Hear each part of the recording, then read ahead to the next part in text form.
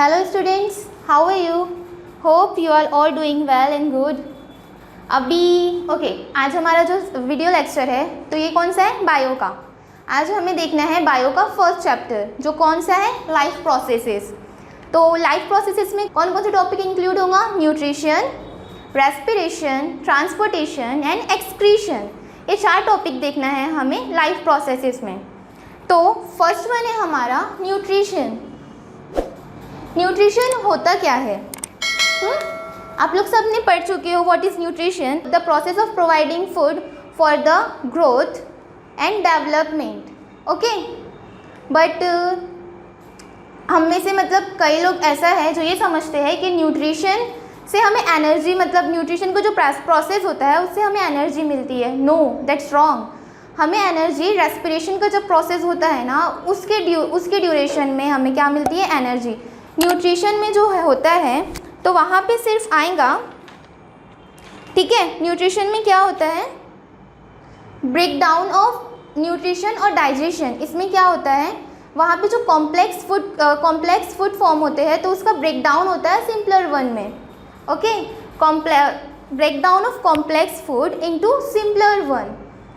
Clear? अभी देखना है न्यूट्रिशन। न्यूट्रिशन के कितने टाइप्स होते हैं? न्यूट्रिशन के कितने टाइप होते हैं? 2 टाइप्स होते हैं न्यूट्रिशन।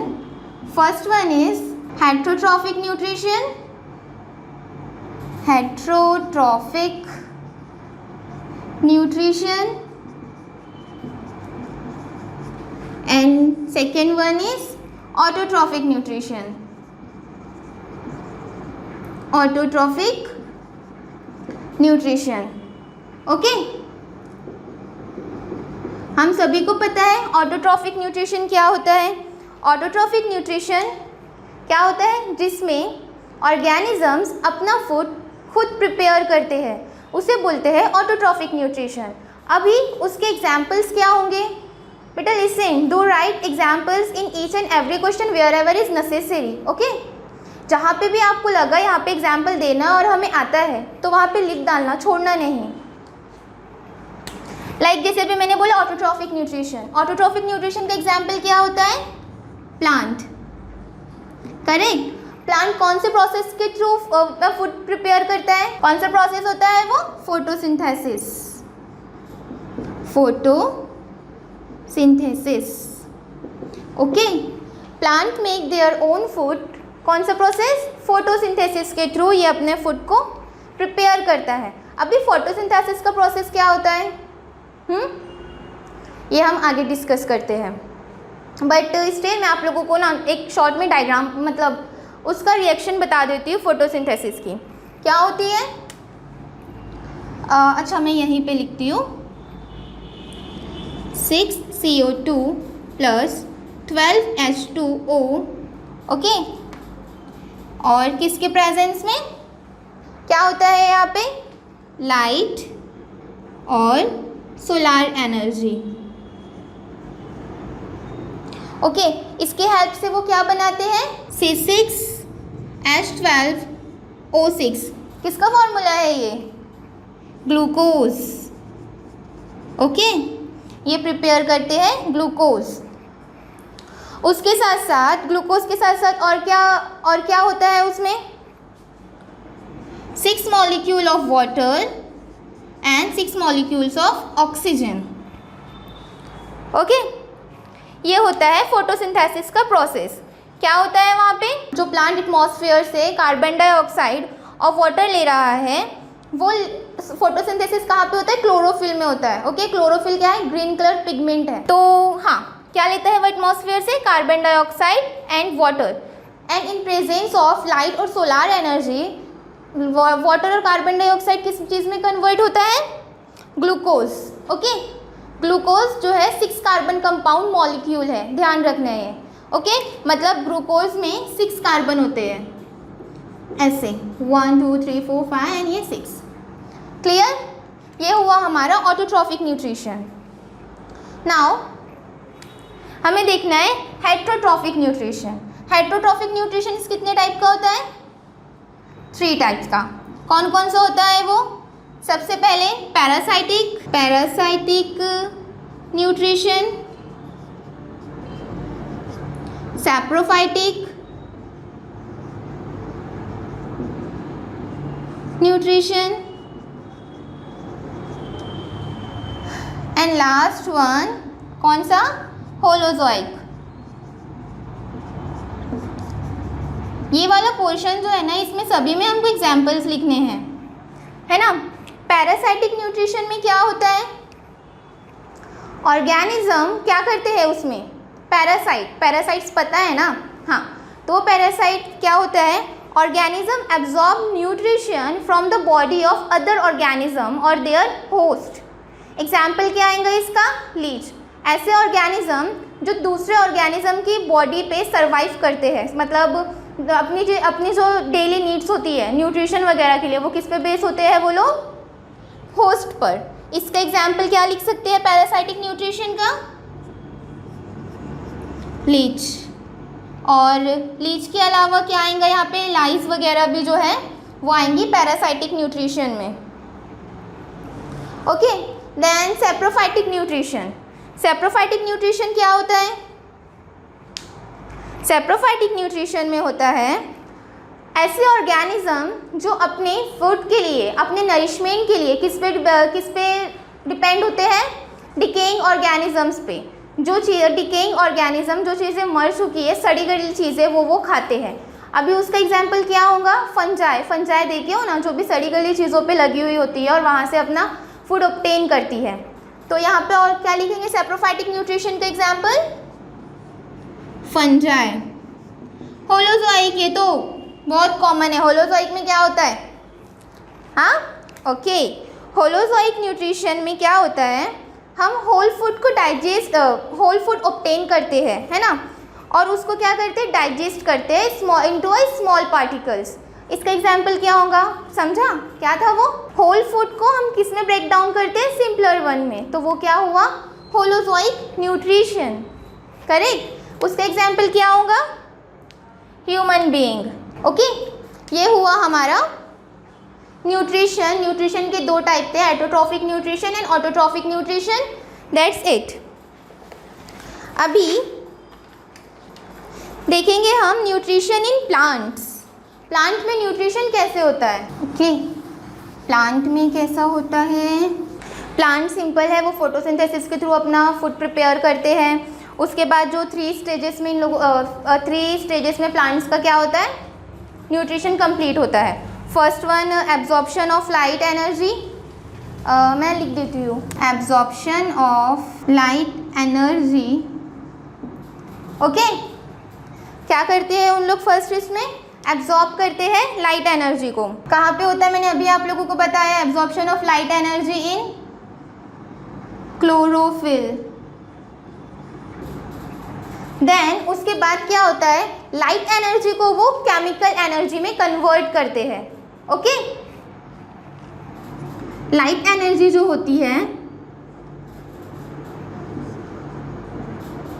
लाइट एनर्जी को काय में कन्वर्ट करते हैं, केमिकल एनर्जी में। ओके, केमिकल एनर्जी में वो लोग कन्वर्ट करते हैं। उसके बाद का प्रोसेस क्या होता है, वहाँ पे रिडक्शन होता है। रिडक्शन किसका होता है, कार्बोहाइड्रेट एंड कार्बन डाइऑक्साइड का। ओके, क्या होता है, reduction of carbon dioxide and carbohydrate. Clear, कितने स्टेप में क्लियर कवर हुआ था, वो 3 स्टेजेस थे उसके। Absorption of light energy in the chlorophyll, है ना, बाय क्लोरोफिल और इन द क्लोरोफिल व्हाटएवर। उसके बाद आएगा केमिकल, जो लाइट एनर्जी था उसके बाद वो किस चीज़ में कन्वर्ट हुआ, केमिकल एनर्जी में कन्वर्ट हुआ। देन नेक्स्ट स्टेप में क्या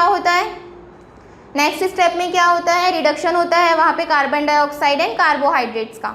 बस प्लांट न्यूट्रिशन में हम इतना देखेंगे, इसके आगे भी बहुत कुछ है, बट अभी मैं आपको ये क्रैश कोर्स का है, मैं भी आपको शॉर्ट में एक्सप्लेन कर रही हूँ, ठीक है। सारी चीज़ें हम आज शॉर्ट में ही देखेंगे, बस हमें क्योंकि हर चीज़ का क्विक रिवीजन चाहिए ना, बस क्विक रिवाइज आज कर लेते हैं।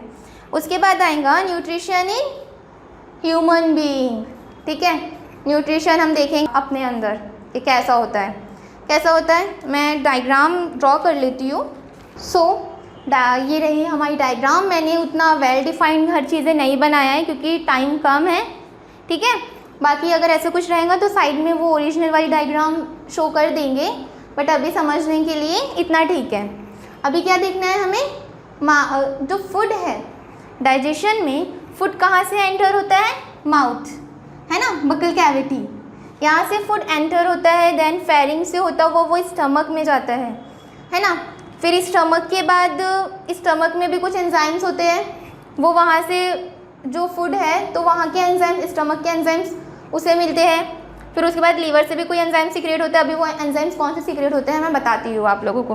देन लीवर, पेनक्रियास, पेनक्रियास से स्मॉल इंटेस्टाइन, ठीक है, देन लार्ज इंटेस्टाइन, और वहाँ से एनस के थ्रू वो आउट हो जाता है। क्लियर। अभी देखेंगे हम बकल कैविटी। माउथ में जब हम च्यूइंग करते हैं तो वहाँ पे कौन सा एंजाइम प्रेजेंट होता है, अच्छा क्या प्रेजेंट होते हैं वहाँ पे, कौन सा ग्लैंड होता है, सलाइवरी ग्लैंड। सलाइवरी ग्लैंड में प्रेजेंट होता है सलाइवा, और सलाइवा में एक एंजाइम प्रेजेंट होता है, उस एंजाइम को हम बोलते हैं सलाइवरी अमाइलेज। क्या बोलते हैं, सलाइवरी अमाइलेज। सलाइवरी अमाइलेज का मेन फंक्शन ये होता है कि वो स्टार्च मॉलिक्यूल को ब्रेक डाउन करता है। क्या करता है salivary amylase, break down starch molecule. ये हुआ कहाँ पे, उसके बाद फूड ओसोफेगस से होता हुआ कहाँ पे गया, स्टमक में। अभी स्टमक में 3 टाइप के गैस्ट्रिक जूसेस प्रेजेंट होते हैं। ओके, स्टमक में 3 टाइप के गैस्ट्रिक जूसेस प्रेजेंट होते हैं। वो कौन से होते हैं, HCl, pepsinogen, okay, and mucus. क्या क्या प्रेजेंट होता है यहाँ पे, क्या प्रेजेंट था, कौन सा एंजाइम था वो, सलाइवरी अमाइलेज, HCl और पेप्सिनोजेन एंड म्यूकस। इतनी चीज़ें यहाँ पे प्रेजेंट होती है स्टमक में, है ना। क्या बोलते हैं हम इसे, गैस्ट्रिक जूस। पेप्सिनोजेन का वर्क क्या होता है, वो HCl की हेल्प से पेप्सिनोजेन किस में कन्वर्ट होता है, पेप्सिनोजेन किस में कन्वर्ट होता है, पेप्सिन में। Okay, pepsinogen converts into pepsin, and then pepsin क्या करता है, पेप्सिन का फंक्शन क्या होता है, pepsin break down the protein molecule. Okay, pepsin जो है वो प्रोटीन मॉलिक्यूल को ब्रेक डाउन करता है। ऐसे ही म्यूकस, अब ये म्यूकस का क्या वर्क होता है, म्यूकस प्रोटेक्ट करता है स्टमक के इनर लाइनिंग को HCl से। HCl एसिड होता है ना, तो वो उससे क्या करता है, म्यूकस HCl से स्टमक को प्रोटेक्ट करके रखता है। देन स्टमक के बाद क्या आता है, क्या है स्टमक के बाद, पेनक्रियास। पेनक्रियास से क्या सिक्रेट होता है, पेनक्रियास से पेनक्रियाटिक जूस सिक्रेट होता है। ओके, क्या सिक्रेट करता है pancreas pancreatic juice. Pancreatic juice में का वर्क क्या होता है, पेनक्रियाटिक जूस जो होता है तो वो फैट के लार्ज मॉलिक्यूल को छोटे छोटे मॉलिक्यूल में कन्वर्ट करता है। फैट का इतना बड़ा मॉलिक्यूल है वो इसको कन्वर्ट करेगा छोटे छोटे मॉलिक्यूल में। Okay, pancreatic juice. उसके बाद है लीवर। लीवर क्या सिक्रेट करता है, liver secretes bile juice. Okay, क्या लीवर क्या सिक्रेट करता है, बाइल जूस। बाइल जूस का वर्क क्या होता है, bile juice also absorb and break down fat molecules. Clear, ये हुआ हमारा nutrition in human being. Okay, ये था न्यूट्रिशन। अभी हमने कहाँ तक के देखे, लीवर क्या सिक्रेट करता है, बाइल जूसेस। तो ये सारा मिक्सअप हो जाता है हमारे फूड में, एंड देन फूड कहाँ से निकलता है, फूड आता है इंटेस्टाइन के थ्रू। इंटेस्टाइन में एब्जॉर्प्शन होता है न्यूट्रिएंट मिनरल का, और फिर वो सारे हमारे बॉडी ऑर्गन्स को ट्रांसफ़र करता है ना। वहाँ पे हुआ एब्जॉर्प्शन इंटेस्टाइन में, देन इंटेस्टाइन में एनस के थ्रू, ओके, लार्ज इंटेस्टाइन में एनस के थ्रू फिर वो बाहर हो जाता है, जिसे हम इजेशन का प्रोसेस बोलते हैं।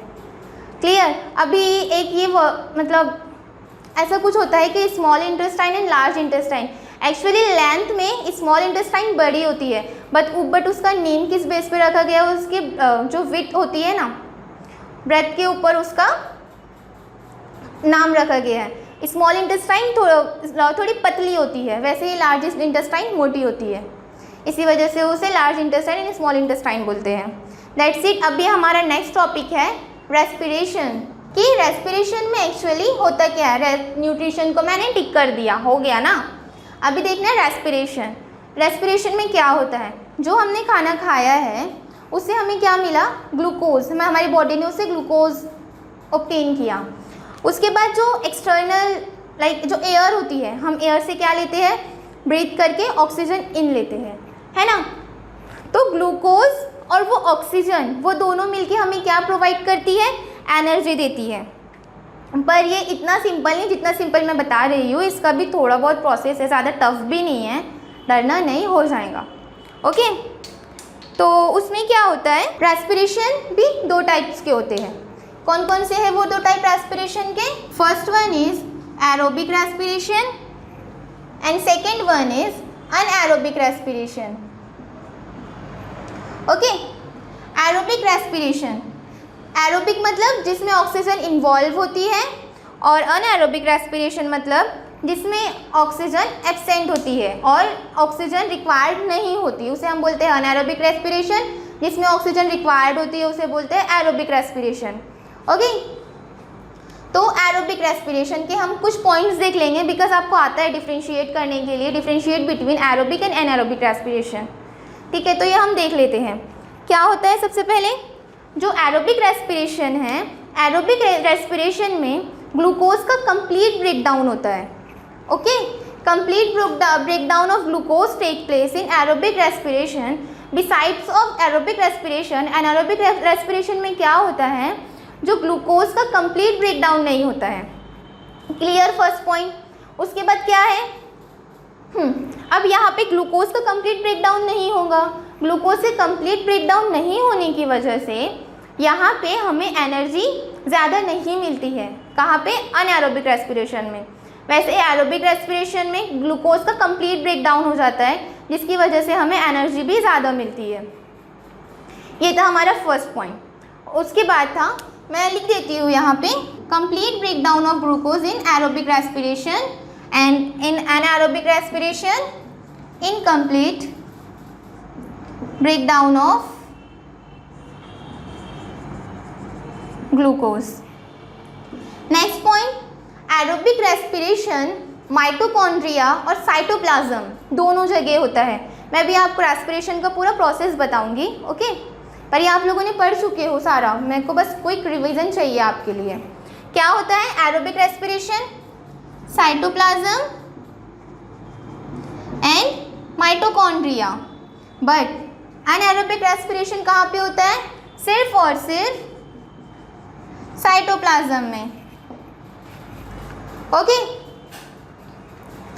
नेक्स्ट, एरोबिक रेस्पिरेशन के एंड प्रोडक्ट क्या होते हैं।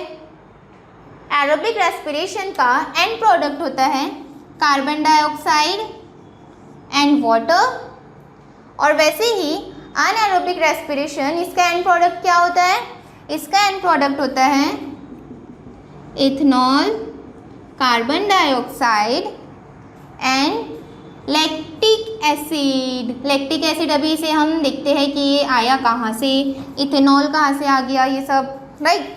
देखो, अनएरोबिक रेस्पिरेशन में क्या होता है, जो फर्मेंटेशन करते हैं ऑर्गेनिज्म वो आते हैं। कौन है वो फर्मेंटेशन, फंजाई जो है वो फर्मेंटेशन के प्रोसेस, वो फर्मेंटेशन करती है ना। आप लोगों को ना ये क्वेश्चन आता है कि why bakers add yeast in the dough. Okay, जो केक का जो डो वो बनाते हैं तो उसमें बेकर्स ईस्ट क्यों ऐड करते हैं। ईस्ट ये एक फंजाई का टाइप होता है, और वो क्या, देखो एंड प्रोडक्ट मैंने क्या बताया, कार्बन डाइऑक्साइड, और वो क्या सिक्रीट करती है, कार्बन डाइऑक्साइड, जिसकी वजह से वो केक फ्लफी होता है। ओके, लैक्टिक एसिड, ये हो गया हमारा फर्मेंटेशन, और फर्मेंटेशन के थ्रू इथेनॉल बनता है। और अभी लैक्टिक एसिड कौन परफॉर्म करता है, हमारे मसल सेल्स, जब हमें ज़्यादा एक्सर्शन हो जाता है तो हमारी बॉडी में ऑक्सीजन का इनटेक मतलब लिमिटेड हो जाता है, ज़्यादा एक्सर्शन के टाइम, एक्सरसाइज के टाइम जो भी है। तो उस टाइम में क्या होता है, जो बॉडी होती है वो लैक्टिक एसिड मतलब ऑक्सीजन की बजाय वो लैक्टिक एसिड अपने अंदर स्टोर करती है, जिसकी वजह से हमें क्या होते हैं, क्रैम्प्स होते हैं, है ना। और वो क्रैम्प्स को कैसे दूर करते हैं, हॉट वाटर से। Clear, aerobic and anaerobic respiration. उसके बाद तो अभी हमें एक रिएक्शन देखनी है, मतलब वो शॉर्ट में जितना भी मैंने आपको एक्सप्लेन किया ना एरोबिक एंड एनारोबिक रेस्पिरेशन, तो आपके बुक में ये वाला एक रिएक्शन दिया हुआ है। क्या है वो, ग्लूकोज। ग्लूकोज कितना अभी मैंने आपको बताया, ग्लूकोज 6 कार्बन कंपाउंड होता है जो कि कहाँ पे, साइटोप्लाज्म में किस में कन्वर्ट होता है, पायरूवेट में। Okay, pyruvate 3 carbon compound molecule है। पायरूवेट में कन्वर्ट होने के बाद वो जाता है माइटोकॉन्ड्रिया में। देन माइटोकॉन्ड्रिया में एक्चुअल जो होता है एनर्जी फॉर्मेशन होता है। ओके, ये है हमारा सेल,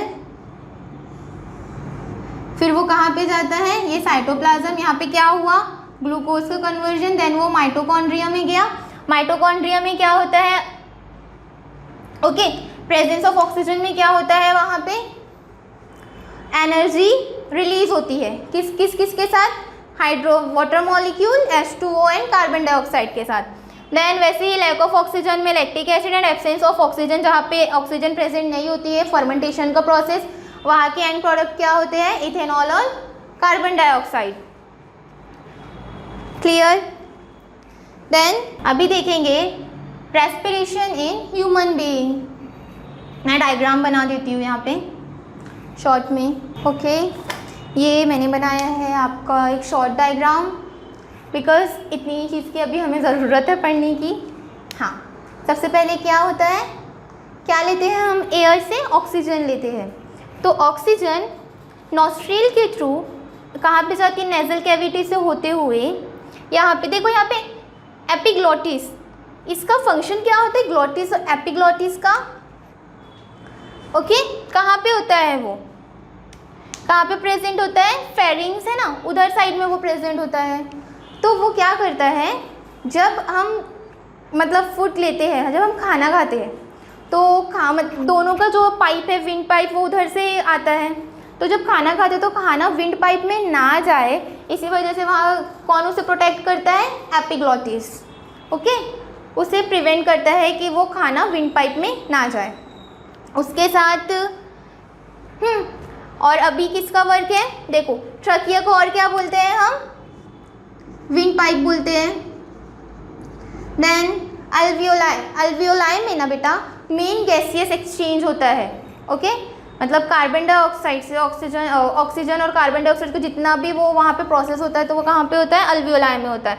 अभी हम एक सिंपल ये देख लेते हैं कि कौन सा और वो क्या क्या है। ओके, सबसे पहले फेरिंग्स। ट्रकिया क्या होता है, ट्रकिया 2 पार्ट में ऐसा डिवाइड होता है, 2 ब्रांचेस जब ट्रकिया की निकलती है, तो जो ये बड़ी वाली जो ब्रांच होती है उसे हम क्या बोलते हैं, ब्रोंकस। और फिर वो ब्रोंकस भी और छोटी छोटी ब्रांचेस में डिवाइड होता है, तो वो ब्रोंकस को क्या बोलते हैं, ब्रोंकियोल्स। देखो ये वाला जो है वो डिवाइड हुआ ना, यहाँ पे ट्रकिया डिवाइड हुआ ब्रोंकस में। देन ब्रोंकस फिर से स्प्लिट हो रहा है, तो उसे क्या बोलेंगे, ब्रोंकियोल्स। और फिर ब्रोंकियोल से ही क्या कनेक्ट होती है, अल्वियोलाई। ओके, अल्वियोलाई में मेन गैसियस एक्सचेंज होता है। और ये है डायफ्राम नीचे। बस अभी देखो जो ब्रीदिंग होती है ना, वो कितनी स्टेप में होती है, कंप्लीट होती है, समझ लो 4 स्टेप में, सॉरी रेस्पिरेशन 4 स्टेप में कंप्लीट होती है। ओके, रेस्पिरेशन 4 स्टेप्स में कंप्लीट होती है, जो कि है breathing, external respiration, tissue respiration and cellular respiration. Okay, breathing, air ले रहे हैं हम अंदर, वो अंदर मतलब वो फिर हमारे बॉडी में गई, बॉडी अंदर गई, ठीक है। उसके बाद क्या हो रहा है, एक्सटर्नल रेस्पिरेशन, मतलब वो कैसे ट्रांसफ़र करते हुए हर टिश्यू में जा रही है। फिर टिश्यू में जाने के बाद वो कहाँ पे जाएंगी, सेल्स में जाएंगी, और फिर सेल्स में एक्चुअल रेस्पिरेशन परफॉर्म होगा। ओके, सेल के माइटोकॉन्ड्रिया में, माइटोकॉन्ड्रिया को power house of the cell बोलते हैं, वहाँ पे क्या होता है, एनर्जी फॉर्मेशन होता है माइटोकॉन्ड्रिया में। ओके, ये था सेलुलर रेस्पिरेशन। सेलुलर रेस्पिरेशन में माइटोकॉन्ड्रिया में जाके जब वो एनर्जी बनती है, वो वाला स्टेप। दैट्स इट, इतना था हमारा रेस्पिरेशन। क्लियर? ओके, अभी देखेंगे हम ट्रांसपोर्टेशन। सबसे पहले हम ये देखना है कि ट्रांसपोर्टेशन होता क्या है। ट्रांसपोर्टेशन में क्या चीज़ें इन्वॉल्व होती है। ट्रांसपोर्टेशन में क्या होता है कि जो भी हम जैसे फूड ऑब्टेन कर रहे हैं तो वो कोई किसी ना किसी थ्रू से वो हमारे हर ऑर्गन में पहुंचता है। तो वो किसके, कौन सी ऐसी चीज़ है जिसके थ्रू वो हमारे ओवरऑल बॉडी में ट्रांसपोर्ट होता है। ऐसे ही प्लांट क्या करता है, फूड प्रिपेयर करता है, वाटर। तो अब उनमें भी वो ट्रांसफ़र, जो ट्रांसपोर्टेशन है वो कैसे होता है ना, वो चीज़ हमें देखना है। जो ह्यूमन का मेन ट्रांसपोर्टेशन सिस्टम है उसको हम और क्या बोलते हैं, सर्कुलेटरी सिस्टम। ओके, बट अभी हम सबसे पहले देखेंगे प्लांट का जो ट्रांसपोर्टेशन होता है ना, तो प्लांट के ट्रांसपोर्टेशन के लिए कौन से दो टिश्यू ज़्यादा हेल्पफुल होते हैं और कौन से टिश्यू ज़्यादा हेल्पफुल होते हैं? Xylem and phloem. Okay, phloem क्या करता है, फ्लोएम फूड का ट्रांसपोर्ट करता है and xylem water and mineral का ट्रांसपोर्ट करता है। ठीक है, इतना चीज़ ध्यान रखो, ये दो टिश्यूज़ मेन होते हैं उसके अंदर जो फूड एंड वाटर का ट्रांसपोर्टेशन करते हैं। देन ओके, हमने देखा जाइलम और फ्लोएम में क्या क्या होता है। अभी ये देखेंगे कि जब जाइलम में वाटर का ट्रांसपोर्टेशन होता है तो वो कैसे होता है। जाइलम में जब वाटर का ट्रांसपोर्टेशन होता है तो वो दो स्टेप्स में होता है।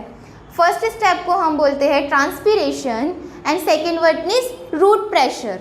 ट्रांसपीरेशन में क्या होता है, ओके, ट्रांसपोर्टेशन इन प्लांट वो कैसे होता है, हाँ, जाइलम एंड फ्लोएम के थ्रू। अभी मैंने आपको बताया। अभी जो न्यूट्रिशन मतलब वहाँ से जो हमें वाटर और मिनरल मिलेंगे तो उसका ट्रांसफॉर्मेशन दो प्रोसेस के थ्रू होता है। उसे क्या बोलते हैं, ट्रांसपीरेशन। क्या बोलते हैं, कौन से प्रोसेस के थ्रू होता है, transpiration and root pressure. Okay, transpiration में क्या होता है, यहाँ पे loss of water molecule. Okay, transpiration में वाटर मॉलिक्यूल का लॉस होता है बाय ऑस्मोटिक प्रेशर। जैसे मतलब वहाँ पे क्या वैकेंसीज, जो सेल्स होते हैं ना, वहाँ पे वाटर के लिए वैकेंसीज बनती जाती है। अभी ना आपको पता है प्लांट्स भी सेल्स से मिलके बने हैं, तो उसमें भी क्या होते हैं, सेल्स होते हैं। इतने बड़े बड़े नहीं होते, थोड़े छोटे होते हैं, बट हमें जल्दी करना है। ठीक है, मैंने क्या बोला, ये ऑस्मोटिक प्रेशर के थ्रू, मतलब यहाँ पे क्या होता है, वाटर मॉलिक्यूल इवॉपरेट हो जाता है ना, लीव्स में से या जो भी है। वाटर मॉलिक्यूल कैसे इवॉपरेट होगा, अब यहाँ पे है रूट, ये है रूट और ये है सॉइल। सॉइल से क्या करता है, वो वाटर को एब्जॉर्ब करता है, यहाँ पे वो ऊपर लेके जाता है वाटर। अभी क्या होता है, ये ऊपर का जो सेल होता है, जो टॉप मोस्ट वाला, तो वहाँ से वाटर रिलीज हो जाता है इन्वायरमेंट में या फिर इवॉपरेट हो जाता है। ओके, इवॉपरेट होने की वजह से क्या होता है, यहाँ पे एक खाली सेल बच गया, मतलब यहाँ पे एक वैकेंसी है। अभी वो वैकेंसी को फिल करने के लिए जो नीचे के सेल्स होते हैं ना, नीचे के सेल्स फिर उसे फिल करना स्टार्ट करते हैं। ओके, तो फिर जो लास्ट वाला होता है तो वो सक करता है। जैसे हम कोकोनट वाटर स्ट्रॉ से अगर हम पीते हैं तो हमें सक करना पड़ता है ना, तभी जाके हम जो नीचे का जो लिक्विड होता है उसे गेन कर सकते हैं। वैसे ही प्लांट भी क्या करता है, जब वो ऊपर से इवॉपरेट हो जाता है एक वाटर मॉलिक्यूल, तो वो नीचे से लेता है, मतलब सॉइल में से फिर से लेता है, और ऐसे इसका प्रोसेस चलता जाता है। उसके बाद है रूट प्रेशर, है ना। अभी रूट प्रेशर में क्या होता है, रूट प्रेशर में एनर्जी की रिक्वायरमेंट होती है, हमें रूट प्रेशर में एनर्जी चाहिए होती है, और इसी वजह से इसे क्या बोलते हैं, एक्टिव ट्रांसपोर्ट बोलते हैं। ओके, अभी समझ लो यहाँ पे क्या एनर्जी या क्या यूज़ हुआ, हमें एटीपी, तो उसे हमने क्या बोले, एक्टिव ट्रांसपोर्ट। यहाँ से वो क्या करता है, मिनरल्स को अंदर लेता है और फिर वो सारे जो भी है प्लांट के पार्ट में पहुँचा देता है ना, एब्जॉर्ब करता है वो सॉइल से। एब्जॉर्ब करने के बाद हर एक पार्ट में वो पहुँच जाता है। उसके बाद हम देखेंगे ट्रांसफ़र ऑफ फ्लोएम से फूड का ट्रांसफॉर्मेशन कैसा होता है? कैसा होता है फ्लोएम से फूड का ट्रांसफॉर्मेशन और ट्रांसपोर्टेशन? ये लीव्स हैं। अब लीव्स में क्या बना? फूड प्रिपेयर हुआ, क्लोरोफिल मतलब जो लीफ में क्लोरोफिल होता है उसमें क्या प्रिपेयर हुआ? फूड। ओके, अब वो जो फूड प्रिपेयर होता है in the form of glucose sucrose जो भी है, तो जो भी वहाँ पे प्रिपेयर होता है तो उसे वो नॉन ग्रीन पार्ट तक के भिजवाना पड़ता है। तो अभी वो कैसे उसे ट्रांसपोर्ट करेगा? यहाँ पे उसके बाजू में क्या प्रेजेंट होता है? जाइलम, और इधर साइड क्या होता है? फ्लोएम। तो यहाँ पे फ्लोएम होता है और उसके बाजू में होता है जाइलम। तो ये जाइलम के थ्रू ये फ्लोएम के थ्रू क्या करेगा? फूड को नॉन ग्रीन पार्ट में ट्रांसफ़र करेंगे। अब यहाँ पे क्या हो गया? यहाँ पे मतलब लिक्विड जो सब्सटेंस था हमारा क्या था? वो जो फूड पार्ट था वो यहाँ पे ज़्यादा हो गया, बट अभी उसे क्या चाहिए? वाटर भी चाहिए, मिनरल्स भी चाहिए। तो फिर वो जो उसके मतलब उस चीज़ की रिक्वायरमेंट को फुलफ़िल करने के लिए फिर क्या जाता है वहाँ पे? फ्लोएम से जाइलम से वाटर जाता है। ऐसे होता है फूड का ट्रांसपोर्टेशन इन प्लांट। देन हमें एक और चीज़ देखनी है यहाँ पे, ट्रांसपोर्टेशन इन ह्यूमन बीइंग। कौन है मेन किसके थ्रू ट्रांसपोर्ट होता है ह्यूमन बीइंग में? हाँ, ब्लड है ना। अब ब्लड किसके थ्रू पंप होता है? हार्ट, है ना। तो हम वो देख लेते हैं। मैं वहाँ पे शॉर्ट में आपको एक डायग्राम बना कर देती हूँ। ओके, अभी देखेंगे हम ट्रांसपोर्टेशन इन ह्यूमन बीइंग। ह्यूमन बीइंग में ट्रांसपोर्टेशन मेनली किसके थ्रू होता है? हार्ट, है ना। और उसे हम एक और की चीज़ क्या बोलते हैं? सर्कुलेशन। जो ब्लड सर्कुलेट होता है, मेन जो ट्रांसपोर्ट का जो सब्सटेंस होता है वो क्या है? हमारा ब्लड। ब्लड के थ्रू ही सारे न्यूट्रिएंट, मिनरल्स हमारे बॉडी में ट्रैवल करते हैं। क्या होते हैं? यहाँ से एक वेन आती है राइट ऑरिकल से, उसे क्या बोलते हैं हम? Superior vena cava. Superior vena cava क्या करती है? जो डीऑक्सीजनेटेड ब्लड होता है, कार्बन डाइऑक्साइड वाला ब्लड, वो बॉडी से लेकर आती है। ठीक है, बॉडी से लेकर आई सुपेरियर वेना कावा। कौन सा? कार्बन डाइऑक्साइड वाला ब्लड, हमारा डीऑक्सीजनेटेड ब्लड। वो लाती है राइट ऑरिकल में। राइट ऑरिकल से वो कहाँ पे आता है? पंप होके राइट वेंट्रिकल। राइट वेंट्रिकल में आने के बाद ये कार्बन डाइऑक्साइड वाला ब्लड आर्टरी के थ्रू यहाँ से क्या करता है? वो क्या किया उसने? कार्बन डाइऑक्साइड वाला ब्लड कहाँ पे लेकर जाता है? लंग्स के पास। वो लेके गया लंग्स के पास। फिर लंग्स में, और लंग्स से उससे क्या मिलता है? ऑक्सीजन। जो डीऑक्सीजनेटेड ब्लड होता है वो ऑक्सीजनेटेड ब्लड में कन्वर्ट होता है। देन फिर लंग्स से और कहाँ पे लेके आता है? लंग्स से वो जो वेन है वो ब्लड लेके आती है लेफ्ट वेंट्रिकल में। ओके, लेफ्ट वेंट्रिकल में आने के बाद वो ऑक्सीजनेटेड ब्लड लेफ्ट ऑरिकल में आता है, और फिर उसके बाद वो ओवरऑल बॉडी ट्रांसपोर्ट करता है ऑक्सीजन वाला ब्लड, मतलब ऑक्सीजनेटेड ब्लड। क्लियर हुआ इतना? क्या हुआ? सुपेरियर वेना कावा ने लेके आई carbon deoxygenated blood, carbon dioxide वाला ब्लड। फिर वो राइट ऑरिकल से राइट वेंट्रिकल में गया। फिर राइट वेंट्रिकल से एक आर्टरी निकली, वो जो कार्बन डाइऑक्साइड वाला ब्लड था वो लेके लंग्स के पास गया। फिर लंग्स वहाँ पे उसे चेंज किया। कार्बन डाइऑक्साइड वाला ब्लड जो है वो मतलब डीऑक्सीजनेटेड ब्लड ऑक्सीजनेटेड ब्लड में कन्वर्ट हुआ। उसके बाद वो आता है लेफ्ट ऑरिकल, लेफ्ट ऑरिकल के लेफ्ट वेंट्रिकल, और लेफ्ट वेंट्रिकल से जो है ना, और फिर जो लेफ्ट वेंट्रिकल से आर्टरी निकल रही है वो क्या कर रही है? ओवरऑल बॉडी उसका ट्रांसपोर्ट कर रही है। समझा? इसे हम डबल सर्कुलेशन भी बोलते हैं। क्यों बोलते हैं डबल सर्कुलेशन? देखो ये यहाँ पे मतलब क्या हो रहा है? ये हार्ट है ना, यहाँ से क्या आ रहा है? कार्बन डाइऑक्साइड वाला ब्लड आ रहा है। कार्बन डाइऑक्साइड वाला ब्लड कहाँ पे जा रहा है? फिर लंग्स के पास। फिर लंग्स में क्या हो रहा है? वहाँ पे ऑक्सीजनेटेड ब्लड में कन्वर्ट हो रहा है। फिर यहाँ आ रहा है, फिर वहाँ जा रहा है। इसी वजह से उसे क्या बोलते हैं, ऑक्सीजनेट डबल सर्कुलेशन। ओके, उसके साथ आप लोगों को ये क्वेश्चन आता है types of blood vessel. Okay, types of blood vessel, तो कौन से टाइप्स होते हैं ब्लड वेसल के, कैपिलरी, आर्टरी और वेन। ये ध्यान रखो, जो आर्टरी होती है तो वो हार्ट से ब्लड को लेके जाती है। ओके, जैसे ये हार्ट, ये वाली जो गई, ये क्या हुआ, आर्टरी हुआ, इसने हार्ट से ब्लड को लेके गया। और जो इधर साइड ये जो हुआ, इसने मतलब बाहर से ब्लड हार्ट की तरफ लेके आया करके, ये क्या हो गया, वेन। ओके, ऐसे ये भी वेन, ये लार्जेस्ट वेन है, मैंने आपको बताया सुपेरियर वेना कावा। सुपेरियर का मीनिंग होता है जो ऊपर साइड होता है, इन्फीरियर मतलब जो नीचे साइड होता है। ओके, वहाँ पे हुआ वेन आर्टरी का डिफरेंस समझा। जो हार्ट से ब्लड लेकर निकलती है तो उसे बोलते हैं आर्टरी, और जो टूवर्ड्स मतलब जो हार्ट के पास लेके आती है वो होता है वेन। अब कैपिलरी, वेन और कैपिलरी कहीं ना कहीं जाके एक दूसरे से अटैच होती होंगी, तो उसे हम क्या बोलते हैं, कैपिलरीज। ओके, जहाँ पे वेन और आर्टरी जाके अटैच होती है वहाँ पे वो उसे हम बोलेंगे कैपिलरी, और वो हमारे पूरे बॉडी में प्रेजेंट होती है। क्लियर, ये था ह्यूमन ट्रांसपोर्टेशन सिस्टम। उसके बाद देखेंगे हम एक्सक्रीशन। ओके, तो अभी हमें क्या देखना है, एक्सक्रीशन, एक्सक्रीशन इन ह्यूमंस। ठीक है, ये एक सिंपल आपका स्कीमेटिक मैंने डायग्राम बना दिया है और कुछ नहीं। देखो बेटा, यहाँ पे आप लोगों को हो सकता है, चांसेस ज़्यादा है कि ऐसी डायग्राम बनी हुई आएंगी।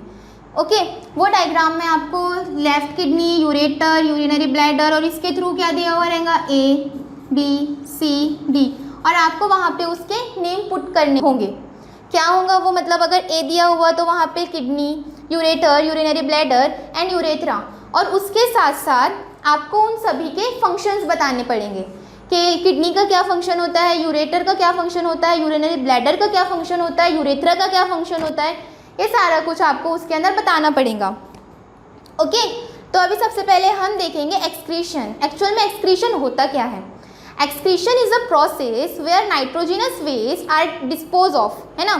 क्या होता है वहाँ पे, नाइट्रोजिनस वेस्ट जो होता है हमारी बॉडी से वो निकल जाता है। क्यों नाइट्रोजिनस वेस्ट, क्योंकि वो हार्मफुल होता है।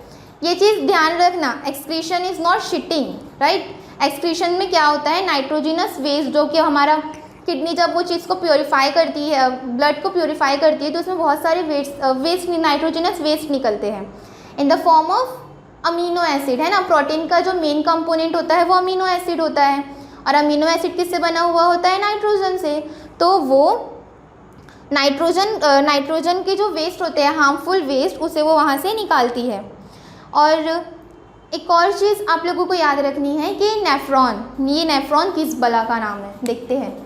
नेफ्रॉन, अच्छा मैं डायग्राम नहीं बताती हूँ, आप सिंपल मतलब किडनी में नेफ्रॉन प्रेजेंट होता है, ये ध्यान रखना आप लोग, और वो फंक्शनल यूनिट होती है किडनी की। Okay, nephron is a structural and functional unit of kidney, that's it. उसके बाद हमें देखना है फंक्शन कि किडनी, रेनल वेन मैंने बताया। देखो, वेन और आर्टरी, जहाँ पे भी रेनल नेम आया, RENEL, तो समझ लेना कि वो किडनी से रिलेट करता है। ओके, जो भी चीज़ किडनी से रिलेटेड होती है उसे हम रेनल बोलते हैं। उसके बाद किडनी, किडनी का मेन फंक्शन क्या होता है, किडनी ब्लड जो भी वेस्ट होता है ब्लड में, तो वो उसे प्योरीफाई होता है किडनी में। उसके बाद वो यूरेटर, और अब यूरेटर क्या फंक्शन होता है, यूरेटर किडनी और यूरेथ्रा को सबसे पहले क्या होता है, वो कनेक्ट करके रखता है, और उसी से जो यूरिन किडनी में फॉर्म होती है वो जाती है यूरिनरी ब्लैडर और यूरेथ्रा के साइड, है ना। वो क्या फंक्शन होता है यूरेटर का, वो यूरिनरी ब्लैडर, यूरेथ्रा और किडनी को क्या करता है, कंबाइन करके रखता है, जोड़ के रखता है ना। अब urinary bladder store the urine, clear. Urinary bladder में यूरिन स्टोर होकर रहती है, और जब भी उसका अर्ज होता है यूरिनेशन का, तो वो टाइम यूरेथ्रा के थ्रू वो यूरिन पास हो जाती है। That's it. अभी कुछ स्टेप्स देखनी है हमें एक्सक्रीशन में, कौन सी होती है वो। फर्स्ट स्टेप होती है अल्ट्राफिल्ट्रेशन, मैंने आपको वो बता दिया है, बस ये स्टेप के नाम ध्यान रखो। फिल्ट्रेशन और अल्ट्रा फिल्ट्रेशन, उसके बाद रीएब्जॉर्प्शन, रीएब्जॉर्प्शन के बाद ट्यूब्यूलर सिक्रेशन।